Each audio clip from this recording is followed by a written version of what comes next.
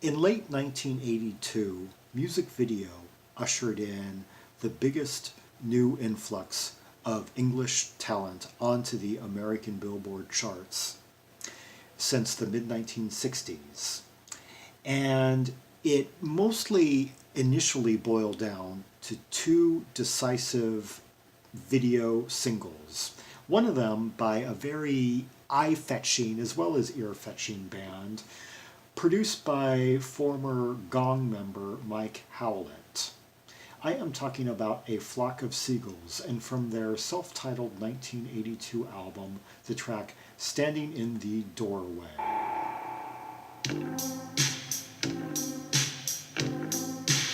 Bum. Sliding bass. Harmonics.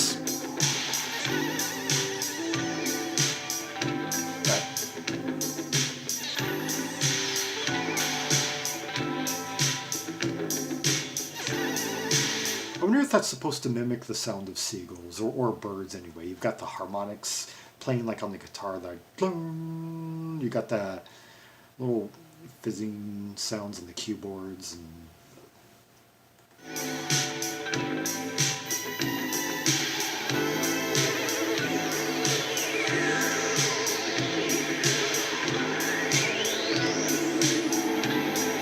It's kaleidoscopic.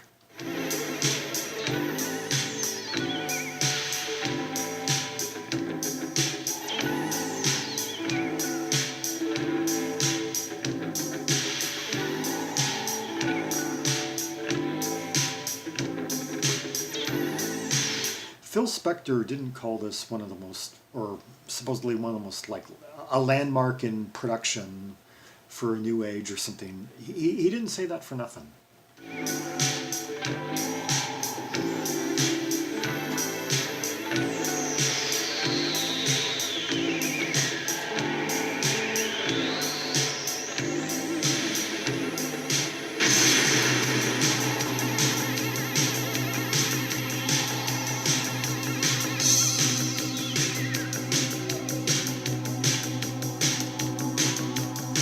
You hear the bass line, it's front and center, that beat-driven bass line, but just pay attention to all those synth sounds that are just kind of like weaving in and out. Like one fades out and another kind of slowly creeps in.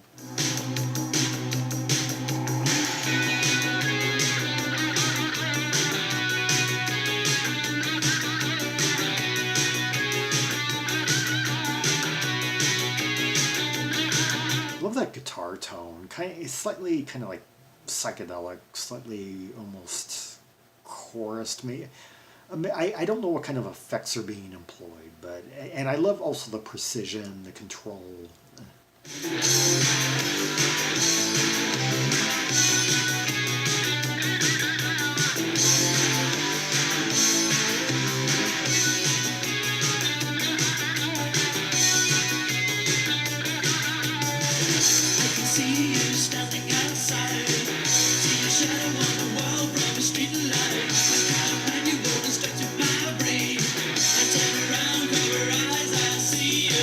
Notice how it took almost 2 minutes for the lyrics to arrive. That's truly epic. Like really lengthy intro, kind of just in the vein of any like psychedelic, band, which this is very much inheriting from.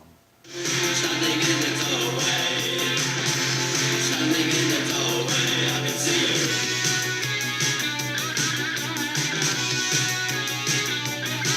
you. Like I once saw an interview of Steve Winwood where he was talking about in early Traffic, one of the things they enjoyed doing was taking like 2 minutes to build up a song, like, or taking several minutes to set up the instrumental framework of a piece, just slowly kind of layer upon layer building something out of just pure sound, out of random playing, and the tradition really continues. Like 14 years on from the first Traffic album, you almost have like a lineage of English art rock eclecticism carrying through, and here's like here's like a more modernized space age manifestation of some of those same musical building blocks. Standing in the doorway, standing in the doorway, I can see you.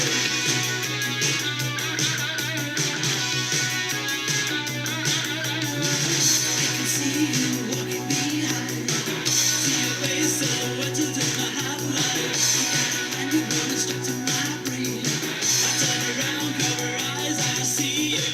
Let's see. I can see you standing outside, see your shadow on the wall by a street lamp. I've got a manual instructing my brain. I turn around, cover eyes, I see you. Standing in the doorway, I can see you. I can see you walking behind, see your face silhouetted in the half light. I've got a manual instructing my brain. I turn around, cover eyes, I see you. So kind of like a person with like cybernetic senses. Standing in the doorway, standing in the doorway, I can see you.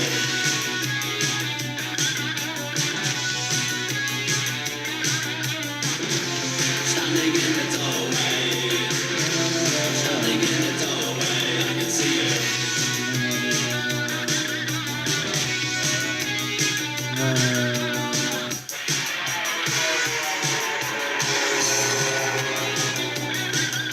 That kind of like sheet metal, like chordal sustain that cuts through right there, sears through, that seems to be highly indebted to one of the main innovations of Robin Simon's time in Ultravox, like the third album, Systems of Romance, that came out 4 years before this, and which sounded really ahead of its time. There was no other album that's like it that came out in '78 that had these modernistic, clean, like luminous synth tones mixed with programmed, like like sequenced percussion at times, like mixed with organic drums mixed with like some beatbox, like precision beat, and really controlled, sheer, trebly guitar sounds, like just manicured, like with noises just oozing out of them that seemed manicured in certain places. Like I'm thinking like in Quiet Men, like in the instrumental breakdown, and this band, of course, being influenced by that album, I do imagine they took their name, by the way, from a Stranglers song which appeared on the Stranglers' 1978 album Black and White. The song "A Toil Around the Sea." There's this breakdown in the middle where there's some spoken word, and where Hugh Cornwell utters the line "A Flock of Seagulls." He says it several times. So this band is very much like born from the maximalist end of the new wave. The two very good, very solid reference points.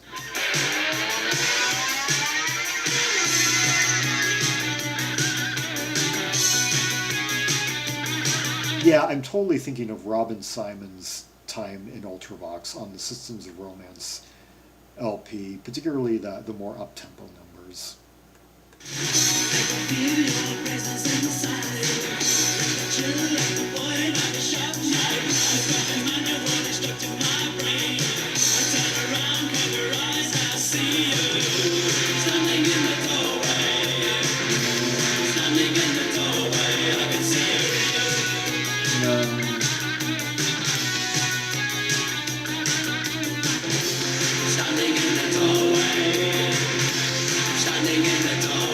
I believe we have a tritone here because it's mostly in B. The verses are in B, and then the chorus is in F.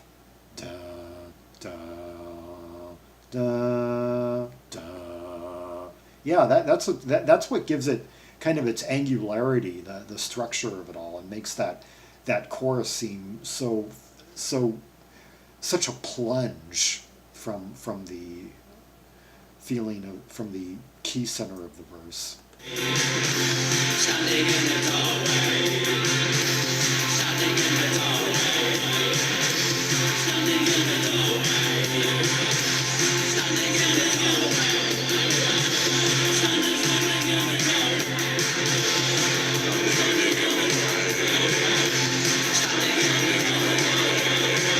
Let's see, I can feel your presence inside like a chill, like the point of a sharp knife. Instruction manual instructing my brain. I turn around, cover eyes, I see you. Standing in the doorway, I can see those first two lines are really quite edgy. I can feel your presence inside like a chill, like the point of a sharp knife. Wow.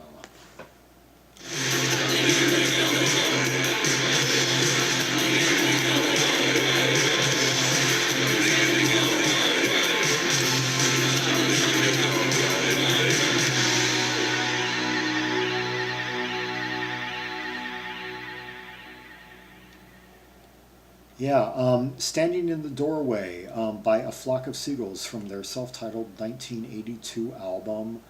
Yeah, one of the most explosive debuts of that year, but there were many great debut albums that year, a lot of them from English acts who were taking the Billboard charts by storm, and this and The Human League being the two albums that set it off, with iconic song videos, of course, on a then fledgling network, MTV, which was just getting hooked up in homes, cable, in communities throughout the country. I was so lucky to be just of age to remember. I was like 8 going on 9 when this came out, and being in one of the first markets to have MTV. Heck, my market had it before New York or Los Angeles, because at first the network couldn't afford to air, to get itself into some of those more expensive markets and such. It was tested in smaller markets, and I was just lucky. I was watching MTV from about January of 1982 onward. My house got hooked up with cable for the first time in Christmas. Yeah, we got a new TV Christmas of '81. Then we got hooked up with cable within that same week, and MTV was like one of the first stations that my then 30-year-old mother really started watching. I remember the first station I was watching was WTBS, because it had reruns of The Incredible Hulk on it, and I was really into comics at the time. But quickly I started watching MTV too. And I was just glued to MTV every day from like the moment I got off school till, well, at least dinner time. I was watching like 3 hours of MTV a day. And I feel so fortunate to have grown up in that time. The combination of image, sound, of just fantastic, color exploding on the screen, it just captured my imagination as a tween. And it has stayed with me throughout the years. It was really the last revolution in pop rock music. Nothing to compare to it since. For more great rubies and sapphires from A Flock of Seagulls and other English A bands, like ABC, Adam and the Ants, The Animals, Argent, Audience, Azimuth. See the directory of English A albums linked below, and don't forget to like and subscribe to know when more videos like this are coming on. I cover everything. I do ballads, I do pop, I do rock, I do jazzy instrumentals, from like everything from like the tail end of the 60s to the mid to late 80s is my range of coverage. I am, and as I have said, the world's most ear-traveled trimaximalist. I've rated upwards of 17,000 albums from that 18-19 year time frame, more than virtually anyone on Rate Your Music. And until then, the next video, signing off, Zaragon, the world's most air-traveled tribe maximalist.